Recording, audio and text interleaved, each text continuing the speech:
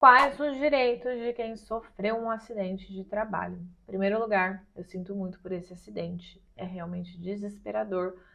Eu recebo inúmeros contatos nesse sentido. E agora, eu vou te contar, depois da vinheta, quais são os seus possíveis direitos em razão desse acidente, tá bem? Me acompanha. Seja bem-vindo, trabalhador, trabalhadora que acabou de sofrer um acidente ou quer saber mais informações sobre como se comportar depois de um acidente de trabalho. Eu realmente sinto muito por essa situação. É triste que ainda no Brasil tenhamos inúmeros acidentes de trabalho, mas eu vou te contar aqui de uma maneira bem objetiva, direta, sem juridiquês, o que a empresa te deve depois do acidente do trabalho, tá bem? Antes, por favor, eu vou te pedir para você se inscrever no meu canal, compartilhar essas informações super importantes com outra pessoa que precisa saber dessas informações e também comentar. Se você quiser me contar como foi o seu acidente, até para outros trabalhadores se prevenirem, eu vou te pedir essa gentileza, tá bem? Deixa o seu comentário aqui. Um acidente do trabalho, meus queridos, pode acontecer por inúmeros fatores. Por descuido da empresa, por descuido do empregado, né? Às vezes acontece. Mas a gente não pode nunca deixar de pensar que a maior responsabilidade nessa situação é da empresa, porque ela tem que cuidar, inclusive, para que o trabalhador siga as normas de segurança, certo? Então, para a gente evitar um acidente de trabalho, o ambiente precisa estar seguro. Para o ambiente estar seguro, então tem que toda a empresa estar atuando em conjunto. A segurança do trabalho, o trabalhador e, claro, obviamente, ali tem que existir dentro da empresa uma cultura de prevenção de acidentes. Logo que você sofre o acidente, já nasce para você, obviamente, se existir culpa da empresa nesse acidente, tá bem? É importante a gente entender que um acidente em que você estava indo para o trabalho, a chance de ter culpa da empresa é pequena, um acidente que você foi completamente negligente, difícil a gente conseguir culpabilizar a empresa, mas um acidente em que a empresa de fato tem culpa e a gente vai conseguir comprovar isso na Justiça do Trabalho, vai te dar o direito já de cara a uma indenização pelos danos morais. Por quê? Por exemplo, eu já recebi uma situação de uma pessoa que foi queimada dentro da empresa. Ela trabalhava ali na parte elétrica e queimou, e a empresa, porque a parte elétrica estava velha da empresa e a empresa não deu nenhum suporte. Só daí já tem um dano moral por todo aquele estresse que você passa no momento do acidente. No momento do acidente existe uma carga emocional que tem que ser indenizada.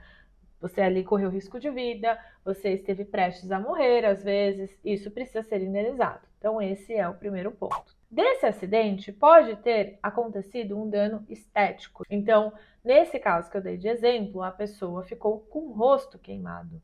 É um dano estético, ela se olha no espelho, não se reconhece, né? Enfim, tem toda uma questão emocional de você ter o seu rosto queimado. Esse dano estético, ele também tem que ser indenizado, além da indenização pelo dano moral, segundo o possível direito trabalhista de uma pessoa que sofreu acidente do trabalho.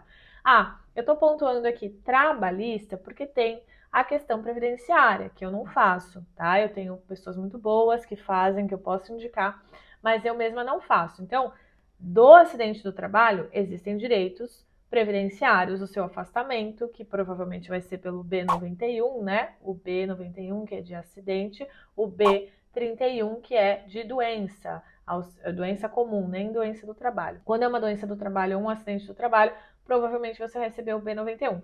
É óbvio que às vezes o INSS dá lá o B31 quando deveria dar o B91, e a gente tem como pedir essa reversão na justiça, certo?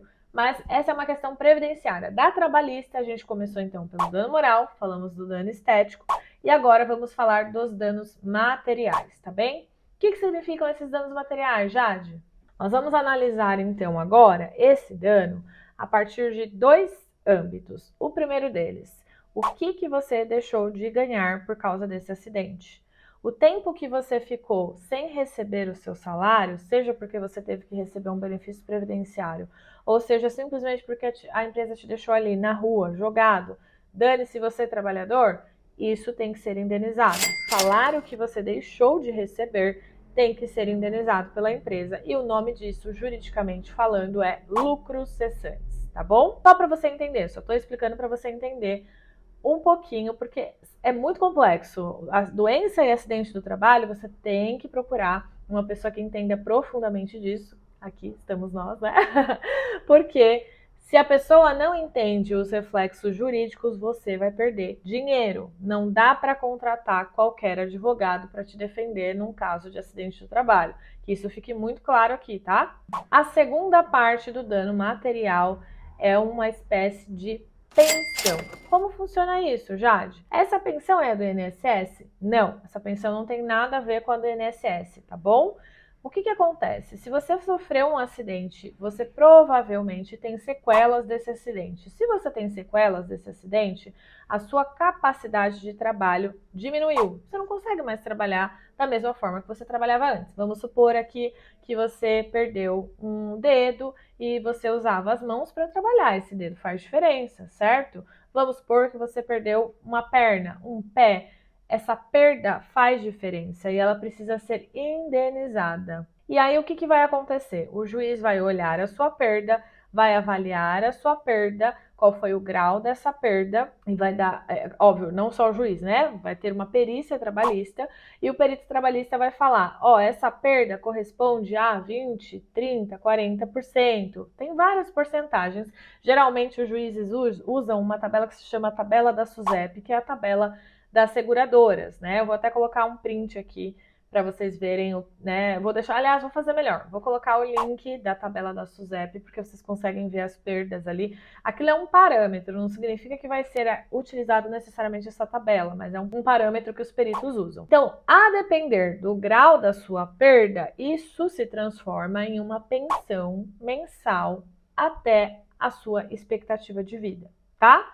Isso tudo vai ser analisado numa perícia. Pode ser que você não tenha sequela nenhuma, que a sua capacidade de trabalho não tenha sido reduzida, que você consiga trabalhar no mesmo trabalho. Então, você não terá direito a uma pensão se não houve perda da sua capacidade de continuar trabalhando, entendeu? Isso é importante entender. Mas se houve perda da sua capacidade de continuar trabalhando, isso tem que ser transformado numa pensão que vai ser paga até ali uma expectativa de vida que você teria, tá? Então vamos supor, tem a tabela de expectativa de vida lá do IBGE, dizem que o brasileiro pode viver até, eu tô chutando aqui, tá? Teria que saber certinho, tem que analisar a tabela certinho, mas a gente só analisa a tabela certinho em cada processo. Mas vamos supor que você poderia viver até os 84 anos. E você sofreu um acidente com 34 anos. Então, de 34 para 84, você tem que receber uma pensão compatível com a porcentagem de redução da sua capacidade de trabalho. É complexo, tá? Não é fácil entender, não. E não significa que você vai ganhar tudo isso. Às vezes, num acidente do trabalho, a gente consegue só o dano moral. Às vezes consegue o dano moral e o dano estético. Às vezes consegue o dano moral, o dano estético e o lucro cessante.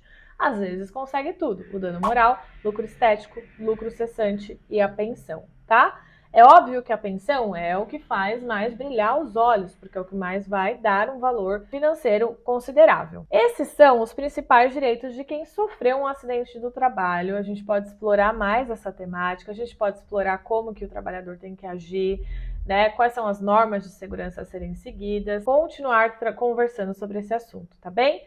Eu só quis dar uma pincelada, porque eu sei que é um assunto muito complexo, que nem advogado entende esse assunto. Então, esse vídeo vai servir, inclusive, para advogados, para vocês pararem de perder direito do cliente de vocês, viu, gente? Não sai contratando qualquer pessoa, não, porque você cai numa furada. E a minha ideia sempre aqui, queridos, é trazer nessa linguagem mais do povo, que vocês consigam entender, porque é muito técnico mesmo, não é simples de entender. Se ficou alguma dúvida, comenta aqui que eu vou esclarecer para você, tá bom? Eu estou te esperando para um próximo vídeo. A luz até acabou aqui, gente, a bateria da luz. E eu te encontro no próximo vídeo, um sinal, né? Um beijo da Jade, eu espero que você fique bem.